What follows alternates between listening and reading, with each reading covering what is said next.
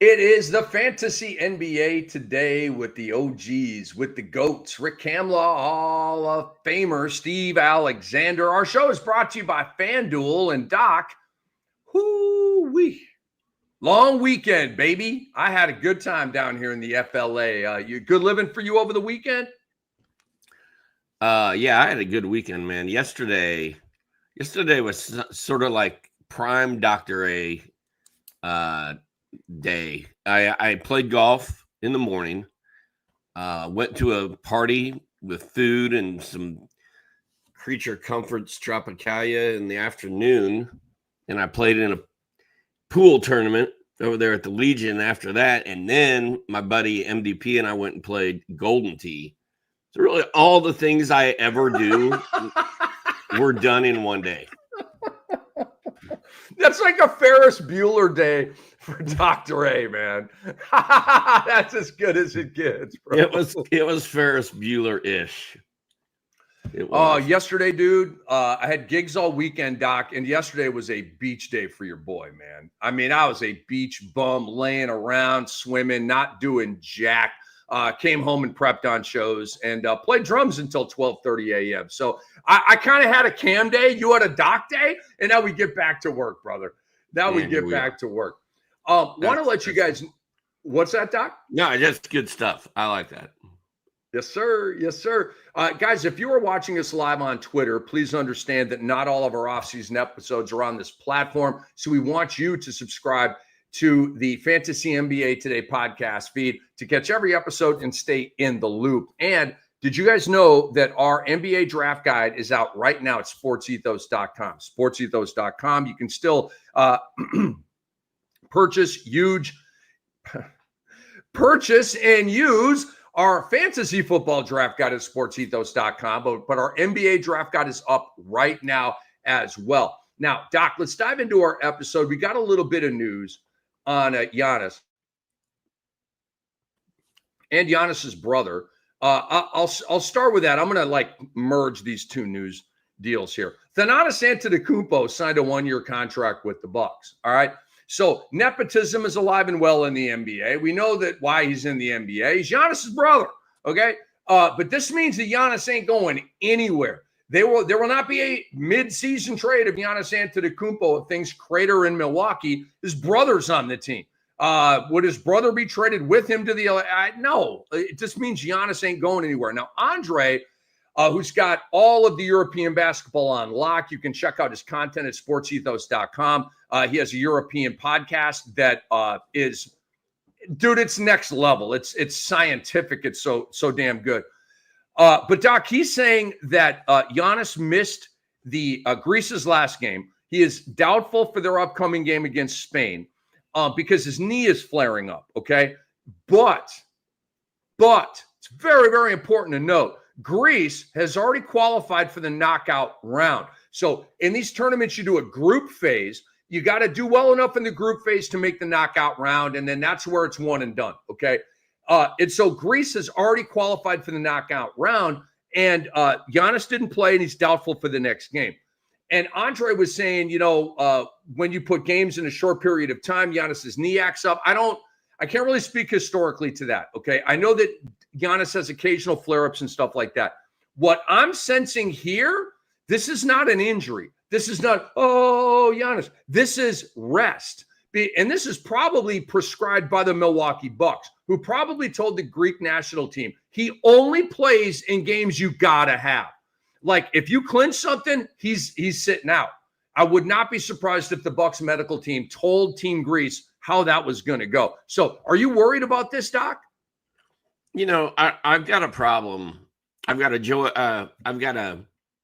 Giannis problem, just like I had a Chris Paul problem. Like, I was always terrified of Chris Paul's ankles and knees.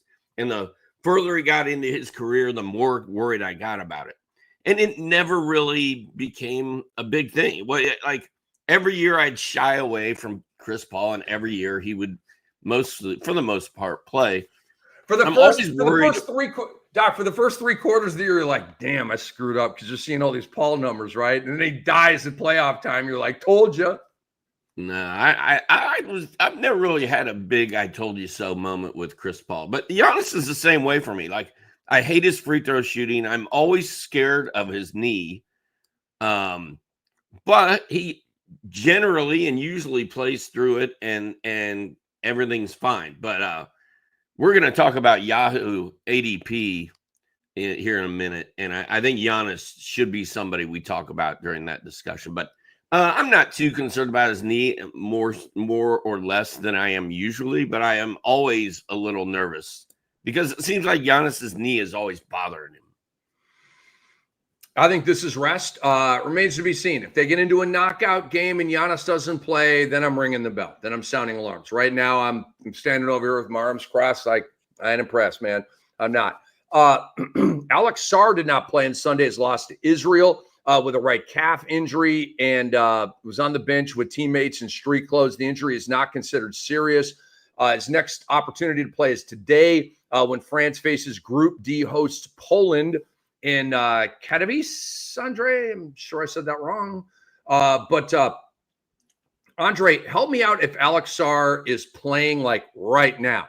Because you know, Doc, it's on the other side of the world here, right? It's in Europe and stuff like that, which is what, 7-8 hours different from us. So I'm a little like day, night. When's the game played? It's Tuesday here. Is it Wednesday there? I don't know. I'm confused by all that kind of stuff, dude. Rick, when Lucas said to me when Andre said to me off the air that Luka is playing, was he telling me that Luka is playing like right this second? Is that what he was telling me? I don't know. I just did a WNBA pod. Now I'm out with you, so I don't know.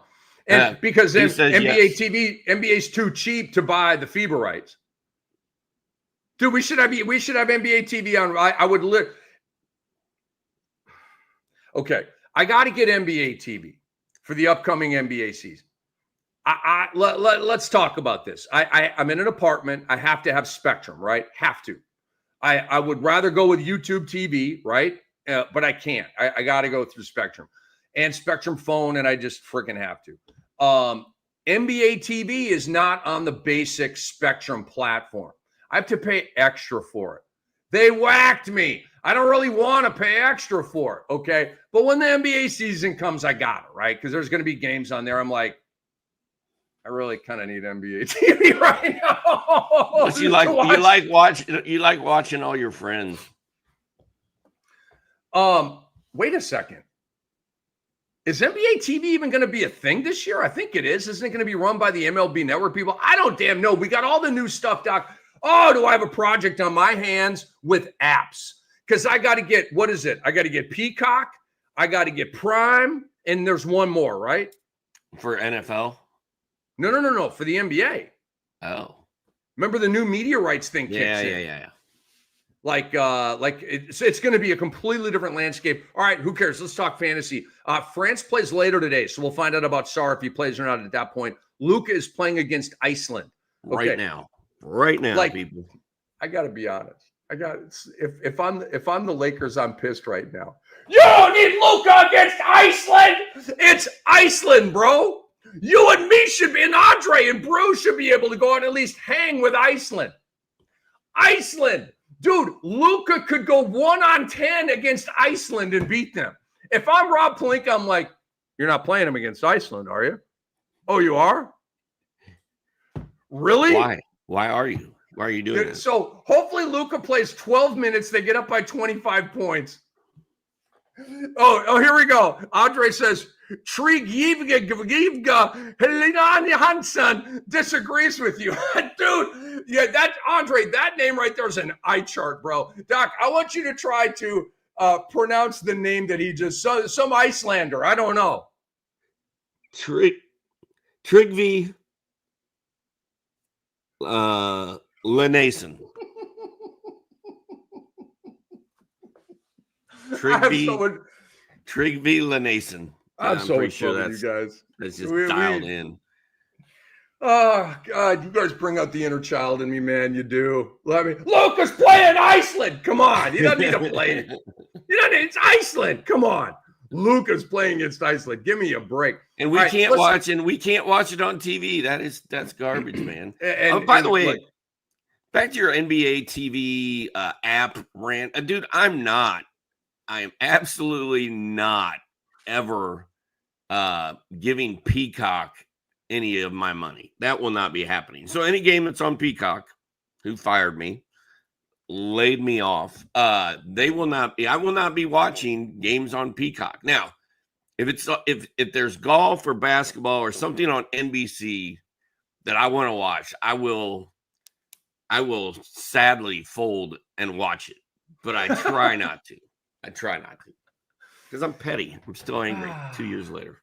I'm going to be honest. I try not to watch NBA TV. I do. I don't want to watch. I don't. And dude, I like Dennis Scott, Brendan Haywood. I'm not sure what their futures look like. Those are my homies. Love those guys. Yeah. And so I don't know if they're still even going to be with NBA TV. You said you want to watch your friends. I don't know if any of my friends are still going to be on NBA TV. Steve Smith, what's Smitty going to do? Is he picked up by one of the big networks? I just don't know what's going on. End of the first quarter. Slovenia 21, Iceland 20. I take back all the yelping and screaming. Maybe they do need Luka against Iceland. Are you serious? Like, this is an indictment of the Slovenian national team that they're not already up 10 against friggin' Iceland. Andre, that was a joke. That was just comedy right there. I don't mean to come at you like that. All right, Doc. Porzingis is balling for Andre's Latvian national team. He had 21 and 9 in their last game, 5 3 balls. Nikola Vucevic, he plays for, Montenegro. 23, 15, and 4, 2 steals, 3 blocks, 3 threes. Nikola Vucevic. Everybody thinks he sucks and he's done. The guy's still a baller. I'm just running down some of the bbig performances here, Doc, and you can just kind of take a stab at anything you want here. Simone Fontecchio had a 39 ball, Doc. 39, 8 and 3 with 7 3 balls for Italy. And Denny Abdia had a big game. Israel beat France, which surprised me. 23-8. And he had 5 steals in that game for Denny Abdia. So some of our faves, Doc, are over there balling at Eurobasket. Any comments on that? Vooch is on my team that we are drafting currently. That what are we doing? We're doing a mock dynasty, and it's deep. We're going deep. I've got Nikola Vucevic, which is really, I think, my only old player that I have. And you, on the other hand, have got a bunch of old guys, but they're really, really good. Don't you have Durant and LeBron? There's a reason why none of these people want to play the league. I put out something, let's play the league. I don't want to play the league. I don't really want to after looking at your team. And then you're trying to sucker me in. You're like, I like your team, buddy. It's interesting. Dude, your team would roll this thing. I'm in too many leagues. I don't want to play. I just can't understand saying I'm in too many dynasty leagues. That's like saying I have too much oxygen in my life. Well, what? This is what we do. This is our lifestyle. Why? By the way, this has been a fun exercise, but it's like, I'm just going to stop. I think, like, I understand that we're just doing a mock, but if we're doing a dynasty that takes a week and a half to draft, in the thinking that we purportedly are putting into these picks, and then we just like leave the team behind, like that's just for content. I'm not a particular fan of that, but I go with the flow. I'm not a rock the boat guy. I just think we should be playing it out. That's where I'm at. I just drafted your boy Terrence Shannon Jr. this morning in that league. Feeling good about it. I'm gonna get him in 30 deep too. I'm gonna get him everywhere. I think that the phrase "I'm in too many dynasty leagues" is code for there's no way I could ever beat Kamla's team, and I don't. So I'm just folding.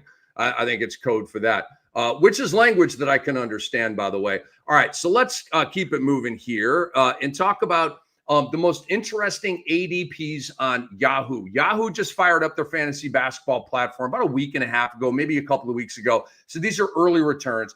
And Doc, we started the show talking about Giannis. So, are we fading these players at these ADPs? Should we target them at these ADPs? So let's have some ADP fun with Yahoo, okay?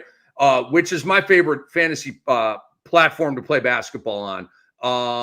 But so number 4, the top 3 are chalky, and we talk a lot about them. So I'm just fast tracking here, Doc, down to number 4. It's Giannis. And I'm not going to do like the ADP number, like the 3.8. I think the ranking is more important here. So Giannis is 4, Luka is 5. And Doc, this is like up to date. This is how people are drafting leagues right now. People are literally going for Giannis over Luka. And Doc, I think that's a catastrophic mistake going into this season to take Giannis over Luka. Makes no sense to me at all. Well, you and I have been arguing that after Victor Wembanyama, who is number 2 on this list behind Nikola Jokic, we've beat that drum to death. Everybody knows we want Wembanyama number 1. You and I have been making an argument that Luka might be a better pick than Jokic at number 2. And now Giannis isn't even on my radar because these Yahoo leagues, they count free throw percentage. You're automatically punting free throws with Giannis. His knee is always dinged up. Like I don't love Giannis in fantasy. I just don't. So the fact that you can get Luka maybe a 5 in your draft is phenomenal news for you and everybody else who may ever get Luka at 5. Like that is a steal. I mean, Luka at 5, just hand you the trophy, hand you the cash. I just want to kind of say they have Edwards at 6, very chalky. Like I dig that. Cade Cunningham at 7. And I want to sit on that for a minute, Doc. And we're not going to go like number by number. I've got these kind of picked out and segmented. I know you've got some ideas with this as well, Doc. But Cade Cunningham at number 7. I like it. I think it's appropriate. But what it means, Doc, there's no value at all left in Cade Cunningham. It's all been sucked out. You're right. Yeah, I've got him ranked at number 6 on my list. I got him at 6 and Ant at 7. And both of those guys, the value sucked out. Wait a minute. This is news. You've got Cade over Ant-Man? I do. Go into that a little bit. Why? I look at the upside in Cade and his ability to contribute in so many places. And then I look at Ant chucking 10 or 11 threes a game with no end in sight. I think about Ant-Man talking about running over people and killing people and blah, blah, blah, blah, blah. And then I just see him shooting fadeaway threes all night long. It's inefficient. It's not effective. And yeah, he's young. Like maybe this is just a phase he's going through. Maybe this is the 3-point shooting phase of Ant's career. And maybe Sam Mitchell, they're going to bring him in there to talk to everybody. He's going to look, dude, you're not allowed to shoot more than 5 threes in a game anymore. You need to take the ball to the rack and hurt people. If Ant was that guy right now, I'd have Ant in front of Cade, but he's not. He's kind of soft, and he's not soft, but he's in fantasy. He's kind of soft because it's too many threes for a guy that is that powerful and that athletic. It doesn't make sense to me. That's Hall of Famer Steve Alexander making more and more and more great points. I am Rick Kamla. We are the Fantasy NBA Today, brought to you by FanDuel. I mean, it's football season. Oh, Thursday. You guys fired up your FanDuel account yet? Have you started one? Have you funded it? Like, get on it, right? It's football season, dude. And the WNBA playoffs are around the corner. We can monetize that. But it's football season, okay? You're probably going to want to pull a little money, sprinkle the infield, as they say. I like the breakdown there with Ant-Man and Cade, dude. I'm here for that debate. I'd go Ant-Man, but completely understand. I thought, pardon me, that we still might be able to get Cade at like 12 or 11 or 10 or 14. No, those days are over. He's a first-round pick, people. True, absolute first-round pick. Karl Anthony Towns 8 over Anthony Davis. I completely disagree with this, but that's a personal thing. This is where they should be ADP'd. I'm fading Cat all over the place. Not really crazy about Davis. So I want to fast track down to 11, Doc. Domantas Sabonis at 11. Think about this, Doc. You're in a 12-team Yahoo league, okay? 12-teamer. And you're taking Domantas Sabonis at the end of the first round? Said nobody ever, right? Who's taking Domas with the 11th overall pick? I think that's wild and crazy. A lot of people apparently, but he always goes. I mean, he always goes. Every year he goes in the top 20, right? I don't remember him being at the end of the first round in most of my drafts in the past. And he's like an end of second round guy, right? Doesn't this feel like it's a round off for him? I'm not drafting him. I mean, it may be for you and I. Like, I just don't want my big man to never steal the ball or block shots. Like, it's just yuck. I don't like it. But apparently a lot of people do. I mean, he's going 11th in these Yahoo drafts. Now, granted, Yahoo's only been open a week. By the time the season gets here, that number could look different. But, you know, when I put a poll out on Twitter, I've noticed that a 24-hour poll, by the end of the first half hour, it's already set. That's generally where it ends up. So as far as the percentage of yeses and nos and whatever. So, I mean, I'm not going to be really mad at anyone for taking Sabonis at the end of round one and, you know, backing him up with Booker, Banchero, or whoever, but I'm not doing it myself. I'm going to say it right now. If you're taking Domantas Sabonis 11th overall, you're setting yourself up not to win a championship. It's a dumbass move. I mean, I'll go Stephen A. Smith on this. It's dumbassery. You cannot take Domas over like a Durant, a LeBron, a Booker, Trae Young. Trae Young and Domantas Sabonis isn't even debatable. Trae Young is so much more valuable in fantasy. Right after Sabonis at 12 is Booker. Very chalky. He's an end of first round, beginning of second round guy. Booker's going to be fabulous. And then next, Doc, let's sit on this one. Paolo Banchero at 13. Okay. Paolo Banchero at 13. Just like Cade Cunningham, value completely sucked out of the building. I'll say right now, I don't like Paolo Banchero at 13. I don't. I like Paolo Banchero at 20, 22, 25. I don't like him at 13. End of first round for Paolo Banchero with the lack of defense. I mean, look, I'm a huge Paolo guy. This feels like 8 or 9 spots too high, Doc. Maybe not a full round too high, but this is reachy to me. Paolo at 13. On my list, I've got him at 18. So it's not not totally out of my league, but it is early for a guy without those huge defensive stats. But the thing about Paulo is there's so much upside. Unlike Sabonis, you know what Sabonis is going to do. Like, it's locked in. It's a no-brainer. With Paulo, there's so much upside and so much potential. We're expecting the Magic to be good this year. We're expecting Paulo to be in MVP conversations, you know, in the future years, and they could start this year. And we're expecting Banchero's numbers to start climbing, like now. So I don't hate it, but it's too early. It's still too early. I have Paulo at 20 on my ranking. So, you know, towards the latter half of the second round, y'all take Paulo at 13, knock yourself out. Like Doc said, it's not wild and crazy. I think Sabonis, let me see, where do I have Sabonis in my rankings? I'm curious. Where do I have Sabonis? I mean, he's a third round pick for me. I got him at late second round pick. I got him at 24. Sabonis at 11 is wild and crazy. I saw that. I was like, what?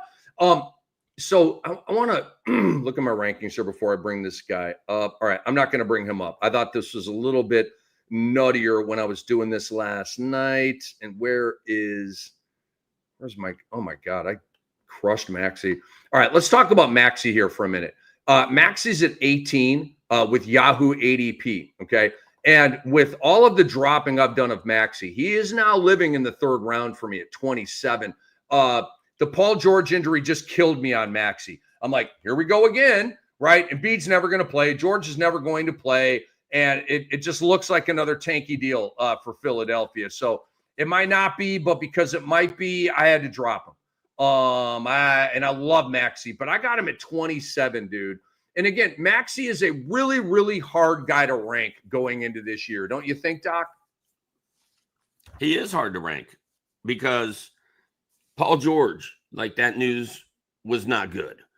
The Joel Embiid news, as I keep saying, the Joel Embiid news cycle has just been getting progressively worse and worse and worse. Like there's never any good news about Joel Embiid. And if those two guys are gone, as they were for much of last year, we saw Tyrese Maxey get full-blown shut down. And if that happens again, I don't want to have my 18th overall pick be gone halfway through the season. So I'm very scared of Maxey. I've got him somewhere between 35 and 40, actually. I got him real low. But that's with the understanding that he'll be long gone by the time I'm looking at him. So, yep. You know, you're right. He's, firmly in the second round here at 18. He's going to go top 20. So yeah, he'll be a top 20 guy. It doesn't matter where we rank him, really, because he's going to be gone. Good point. Maxey, his stat line is a top 20 stat line. And when he plays, think about this too, because people out there are like, well, what do you mean? Without Paul George and Joel Embiid, he's going to score all the points and do all this stuff. You're absolutely right. But we are worried about March and April. You should be worried about March and April. I almost said August. I know it's September 2nd right now. You should be worried about March and April right now if you are a fantasy basketball head, especially when it comes to a valuable investment in a guy like Maxey. You got to be a little safer with that. Alpi Şengün at 20, Doc, is let me see where I have Şengün. Oh my God, I have Şengün at 37. Yeah, that's what I thought. He's like twice as high as I have him. I think Alperen Şengün at 20 is way off, Doc. It's way off.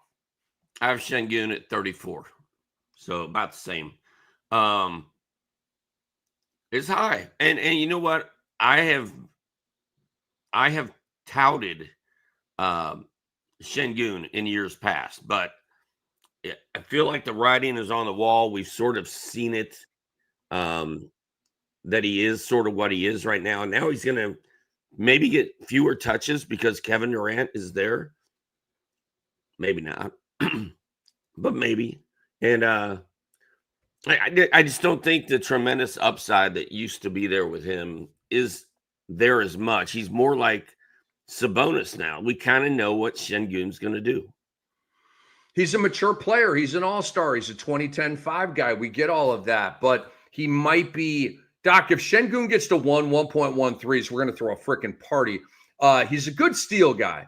Okay, we got to give him credit for that. He's a 1+ steal guy, but he's not a shot block guy. Look, I like Şengün. I will take him in the 4th round with a smile on my face and love in my heart. At 20, it's not even close. Doc, Steph Curry is at 22. Okay, I have him at 15. So there's value there with Steph Curry. Yahoo, again, this is Yahoo ADP evaluation on the Fantasy NBA today, brought to you by FanDuel with Rick Kamla and Hall of Famer Steve Alexander. But I don't agree with this one, dude. I have Steph Curry at 15, exactly the same as you. Wow. So yeah, I mean, I would take him earlier than that. He's a value pick at 22 or 23, right? He that's good value there. The fact that Steph Curry's going right next door to LaMelo Ball, I mean, what's up with that? I thought the same thing. I'd rather have Steph Curry. I mean, who is drafting LaMelo Ball in the 2nd round? People that need our advice. That's not even close. I think I had that one written down. I did. Yeah. And I got a juxtaposition to bring up to you. Okay. So there's value with Steph Curry, which is hard to believe is famous and like visible and loved on as he is. There is value with Stephen friggin' Curry going 22nd right now in Yahoo leagues. That's not the actual ADP number. That's the ranking. Okay. I think it's easier for our brains. He's going 22nd overall in drafts. Okay. LaMelo Ball, as Doc said, is going 23rd. Okay. Ja Morant is going 47th. All right. Let me tell you where I have LaMelo Ball. And where do I have LaMelo? Oh my gosh. He is, dude, here I go. 50. Okay. This is why I bring this up. And we talked about this. I have Morant above LaMelo because I feel like Morant, I feel like LaMelo hates the game just a little bit more than Ja hates the game, which leads to a little bit more games played by Ja. And Ja has more to play for. Memphis might be kind of okay. Obviously, Charlotte's always Charlotte. But I have Ja Morant at 57. I have LaMelo Ball at 58. Okay. So Ja Morant is going 10 spots higher in the ADP, Yahoo ADP. But LaMelo Ball, Doc, is going like 35 spots higher than I'm like 3 rounds higher than I have him. We got to get these people right, bro. I'm not looking at LaMelo Ball at least until the 4th round. And only would I select him in the 4th or 5th round if I was desperate for a point guard. And like all the point guards are dried up and like LaMelo's the last. Like I cannot. Can you imagine if you start your draft off with Tyrese Maxey and LaMelo Ball as your first 2 picks? Ugh. Gross. How about your top 3 players are Sabonis, Maxey, and Ball? That's your 1st, 2nd, and 3rd round pick. Like, I can tell you right now, you're not winning the championship. If you could copy and paste those stat lines over 82 games, you might win a championship. You're not going to be able to do that. And Sabonis doesn't give you nearly enough goodies to be at the end of the 1st round.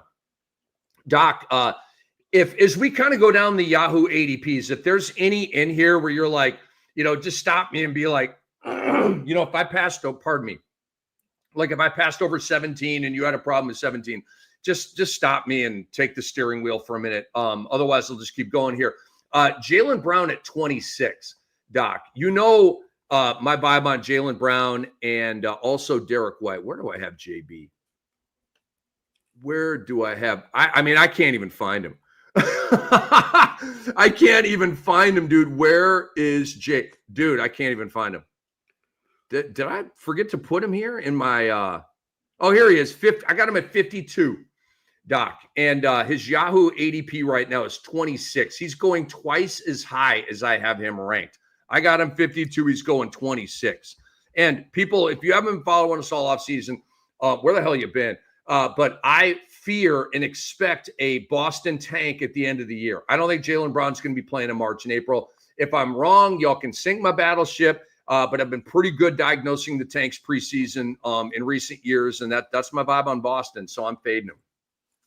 I've got Jaylen at 42. Every year in fantasy rankings at the end of the season, he ranks in like the 70s to 90s usually because he can't shoot free throws. And then every year he gets drafted in the 2nd or 3rd round. So you guys keep drafting Jaylen Brown in the 2nd or 3rd round. I'm cool with that. I'll take whoever's left over.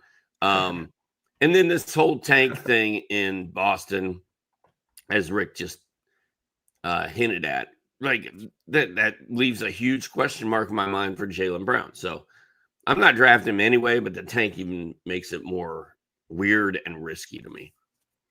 Doc, Pascal Siakam's Yahoo ADP right now is 28.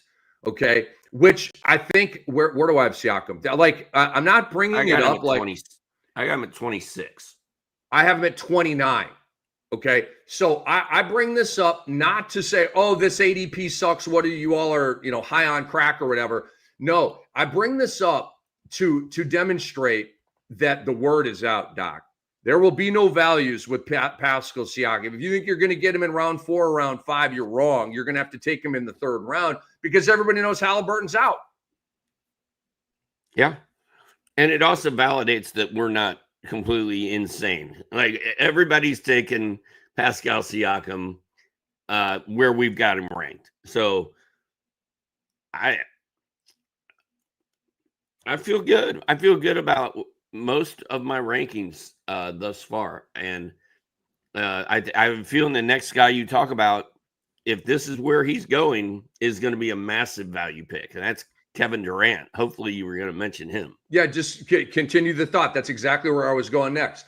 So Kevin Durant is going 30th in Yahoo drafts, which I've got him ranked at like 11 or 12. Rick, where do you have KD? I got KD at 10. So we've got him between 10 and 12. We got him at the end of the 1st round when these people are drafting Domantas Sabonis instead. Now, I don't know why KD has fallen this far. Maybe it's the bald spot, fact he's bald. Maybe it's the fact he's like 40 years old. Maybe it's the fact he got traded to a young juggernaut, defensive-minded Houston Rockets team that is going to ball this year. But I don't really care about any of that because he's still KD. He's finally in a place where he can be happy and try to win because Phoenix was not that place. What a disaster. He wasn't happy in Brooklyn either, Doc. I think he's going to be happy in Houston. And if I was an old man like I am and I was going to Houston to play with these kids, I'd be pretty happy about it too. So Rick, you always say stuff like, if so-and-so is drafted here in your league is bogus or whatever. I mean, KD at 30 is ludicrous to me. Ludicrous. I don't even understand. Şengün at 20, Durant at 30 in Yahoo ADP. You all need us more than ever. The GOATs, the OGs, the founding fathers of this fantasy basketball thing. Hall of Famer Steve Alexander. I'm Rick Kamla. And Doc, look at my face right now. Slovenia leads Iceland 36-35 at halftime. That was the broadcaster jinx, bro. Talking all that shit about Iceland. That was the jinx, bro. Could Iceland beat Luka in Slovenia? Possibly. All right, let's keep cooking here with the ADPs. Doc, Yahoo ADPs for your mind. Where did I have Amen? I got him kind of singled out here, but I think he's going to be right on the number. Yeah, I have him at 35. He's at 31 here. That's fine. Let's talk about Zubats, Doc. Overrated. He's at 33 in Yahoo ADP right now. And we like Şengün, Zubats. But Doc helped me out with this. He's like, shouldn't you have him on your career year list? And I was like, yeah, I should. So, Doc, I have Zubats at 67. And I ain't hating. Okay, I still have him like borderline top 10 centers, right? I ain't hating on Zubats. I'll take Zubats, but I got him at 67, bro. He's going at 33. I initially ranked him at 41. All right. And then the other thing, along with the career year thing, is he didn't have anybody to back him up last year. And now Brook Lopez is there. And it makes me nervous. And we've had this discussion 100 times. And you all are like, oh, Brook Lopez is going to play 15 minutes. Zubac is the man. He earned it. He basically had an all-star year last year. I'm still nervous because Brook Lopez is not coming to L.A. to sit on the bench and play 11 minutes a game or whatever. It's just not. So I'm a little nervous about that. You add in the career year to that. You add in the fact that the Clippers are freaking loaded with talent now. They look like, Bradley Beal can play well get along with others and stay healthy. I think the sky's the limit for this Clippers team. So I had Zubac at 41. He currently has a big arrow pointing down next to his name. I just haven't moved him yet. I haven't updated my rankings, but I have a feeling he's going at least into the 50s for me, if not 60s. So, and the other thing about people taking Zubac this high, centers are available all the way through your draft. Hell, I just drafted a Dem Bona like at the end of a deep mock dynasty draft, and he plays behind a guy named Joel Embiid, who it sounds like he's closer to retiring than he is playing a full season. I would rather take a Dem Bona 8 rounds from now than Zubac in round 3. Alex Sarr, Klingon, like there's all kinds of choices, man, for you. All right, Cooper Flagg's Yahoo ADP doc is 41. Woo! People are sleeping on Flagg, bro. I've got him at 22. I got him at 20, 7 and 4 with 1 in the block, steals, and threes. Don't care about the percentages or turnovers because I win all those other categories most of the time. But Flagg, I got him at 22, Doc. He's at 41. I'm going to say, right, Domantas Sabonis at 11 was shocking, literally shocking. I just could not believe that. Kevin Durant at 30, Doc, shocking. Cooper Flagg at 41 is so far the most shocking ADP that I've seen on Yahoo because people like hype, right? Hype impacts ADP. For sure it does. But it's not with Cooper Flagg. And that's kind of tripping me out. I mean, I'm 2 rounds off on Cooper Flagg. I did not expect that. I've never been. And I started off with Cooper Flagg ranked around 40. And then you and whoever else we've had on this podcast, whether it be Brewski or somebody else, all the conversation has got me thinking that Cooper Flagg is going to shine in Dallas. They're going to help. He's going to help the fans forget that they hate Nico Harrison. He's going to make the fans forget that they don't have Luka, and he's going to be this savior that comes in and saves the world. My thing with Cooper Flagg, and I feel like this may be other people's thing as well. When Luka got drafted by the Hawks and then traded to Dallas immediately, I was so upset because I knew in my heart of hearts that Luka was going to be a once-in-a-generation game-changing player. So I was all in on Luka. And I'm not usually in on rookies. And then when Wemby came along, dude's tall. He can play point guard. He's going to block shots. He's going to hit threes. He's going to do it all. No doubt in my mind, I was all in on Wemby. I was, take him number 1 last year if you want, the year before. But Cooper Flagg, I get it. I love the situation he's in. I like what I've seen of him in college, but I don't have that. This dude, there's no way this dude cannot live up to the hype feeling that I had with Wemby and Luka. So I'm not as bullish on Flagg generally as you are, but given where he is and the situation he's in and the fact that Dallas is going to suck and he's going to have to carry the torch, I've got him around 20 as well. So, and I think I would take Cooper Flagg around 20. I don't know why it took me so long to say everything I just said, but he's in a great situation. And I think if you're getting if you drafted Cooper Flagg at 41 or 42 or 43, you are winning. That is a win. I'm really curious. Like a month from now, I want to redo this, right? With Yahoo ADPs. And I mean, I don't remember what I had to eat yesterday. So I maybe we remember this, maybe we don't. But these ADPs will change. They definitely will change, but right now, Flagg at 41 is pretty wild and crazy, man. That was the most shocking one. Joel Embiid is going 45th, Doc, 45th. Where I think Embiid is in my top 100, but barely. Where do I have? No, he's not. I've got him at 101. Okay. Which is me saying I'll never draft him under any circumstances. But still, I tried to rank it. Okay. If Embiid was on the clock at this point versus these other guys, would I take him? Yes. You found my breaking point with Joel Embiid. It's pick 101, okay? But he's being ADP'd right now at 45 in Yahoo leagues. We got to get these people right, dude. I mean, I don't even know what to say, really. I mean, we've talked to Embiid to death. All the news is bad.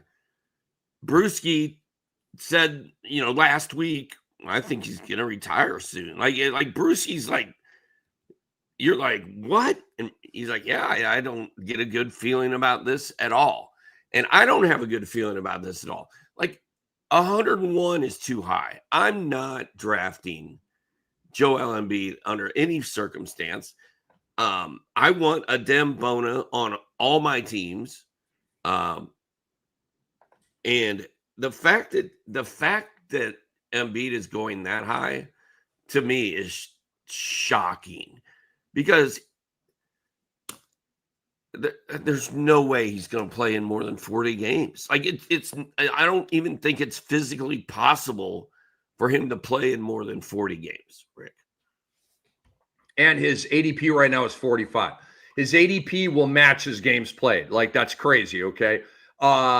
Jimmy Butler over Austin Reeves is a hell no, okay? Jimmy Butler's ADP is 50. Austin Reeves at 51. Come on, fix that. Josh Hart at 55 is laughable to me. We've talked a lot about him. He's coming off the most obvious career year, different coach, won't be driven into the ground like Tibbs, will play less, I'll have a different role. They have bench players now. It's all bad. Miles Turner at 62. This is another one that surprised me, Doc, because we are going to be able to wait. Round 5, bam, we get Miles Turner. Thank you, on our way to more championships, okay? What is wrong with these people? Come on, dude. It's 62 for Miles Turner. Where do I have Miles Turner? I bet you I got Miles Turner in my top 30. Where's Miles Turner? 31. Okay. So again, we are off by double. 62 ADP. I got Miles Turner at 31, dude. Y'all out there, fix it. People out there are taking Joel Embiid over Miles Turner, which is insanity. Can we back up? Can we back up to number 37, please? Yeah. What? That is Dyson Daniels. All right. And Dyson Daniels, I think, we've been talking all summer about where is Dyson Daniels going to go in drafts, because some idiot like me is going to take him at 25, 26, 27. I got him at 44. I'm relatively tight with that ADP. And then here he went 37. Where do you have Dyson? That's what I'm saying. I've got him 27. Oh, crap. Okay. So I've got him 10 higher, and I've got him 15 higher than you do, 10 higher than where he went. I'm all in on Dyson. I think he's going to get 3 steals a game again. I think he's got to – I think he should be able to duplicate what he did last year.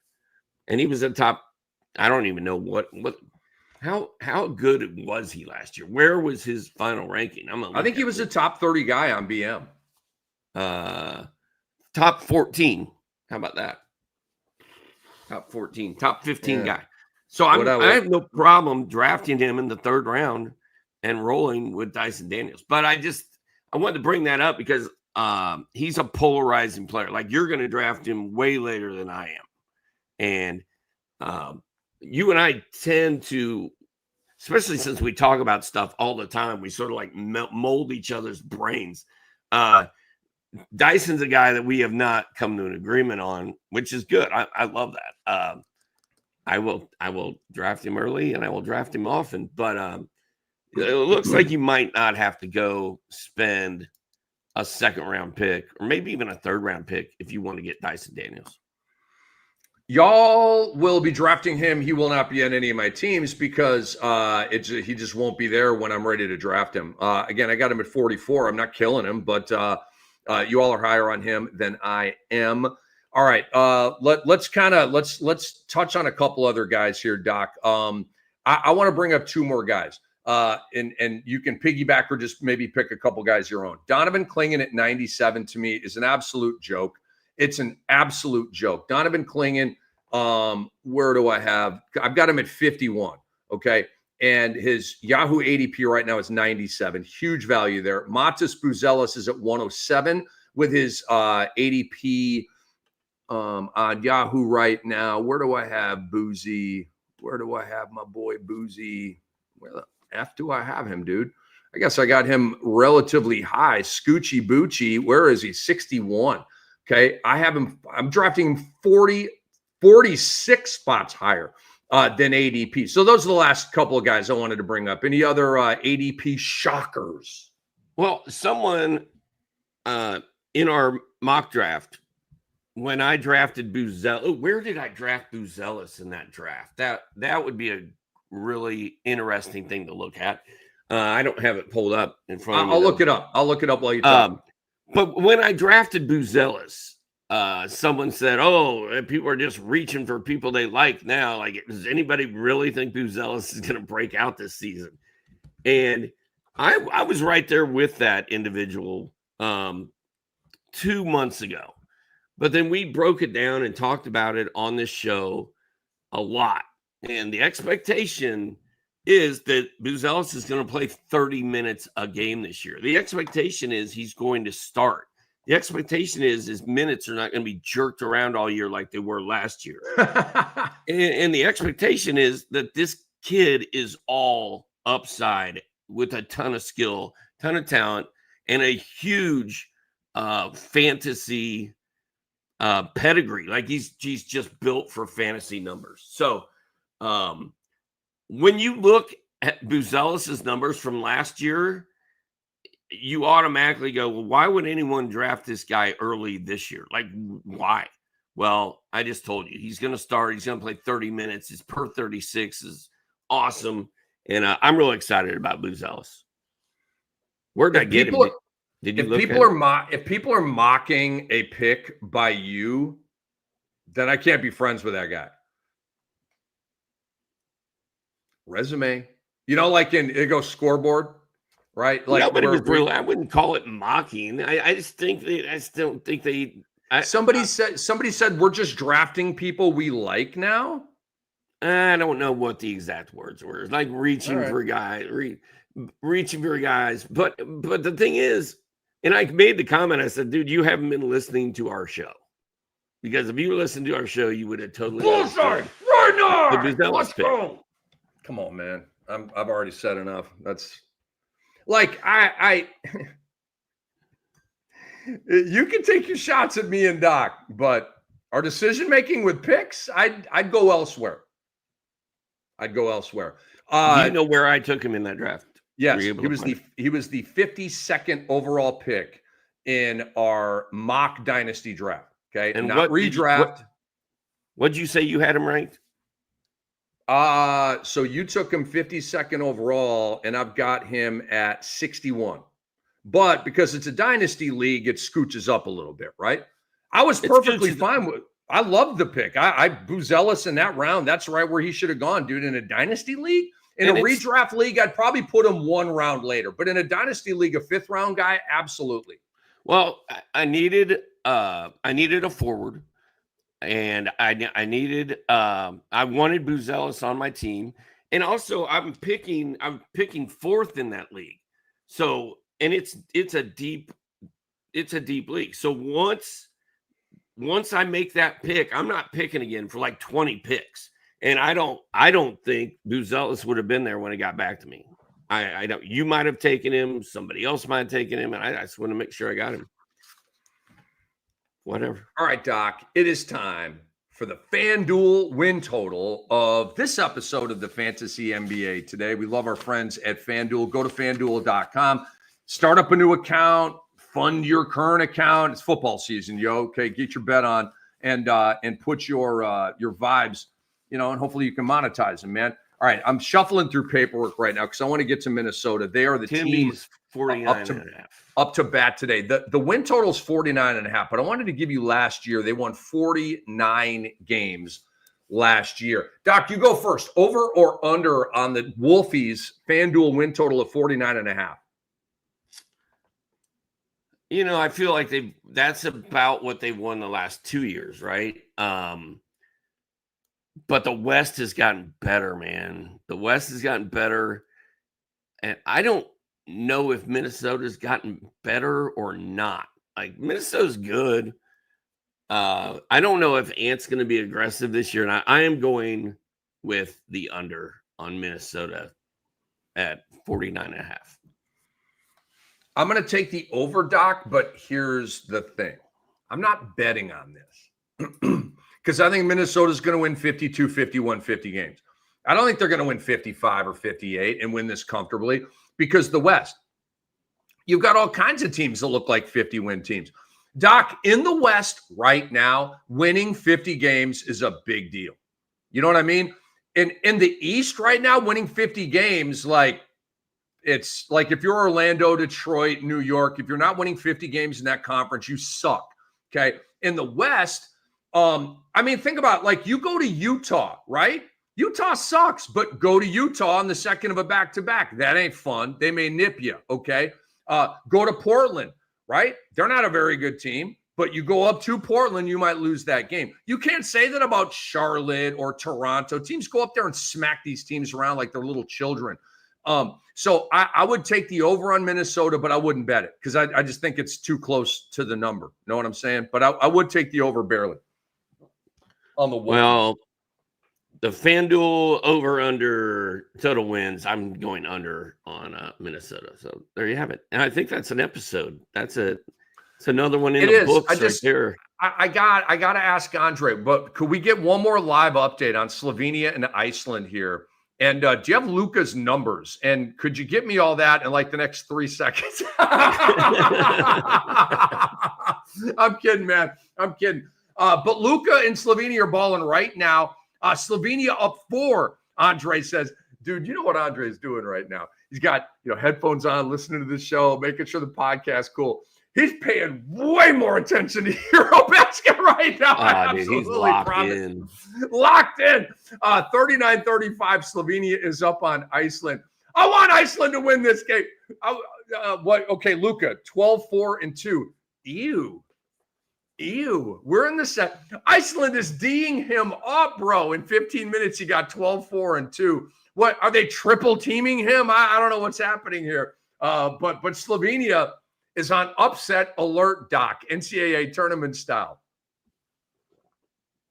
Andre, you're the best for that live update, by the way. That was 3 seconds, by the way. That was 3, 2, 1, bam. It starts rolling in all the updates here. All right, folks, we are out. Our next episode will be with the great Aaron Brewski, and you will see that very, very soon here on Sports Ethos. This has been the Fantasy NBA Today with Rick Kamla and Hall of Famer Steve Alexander, brought to you by FanDuel.com. And a big shout out to all of you for watching, and our awesome producer, the best European ball dude out there, Andre Lemouche. We are out. We'll see you soon.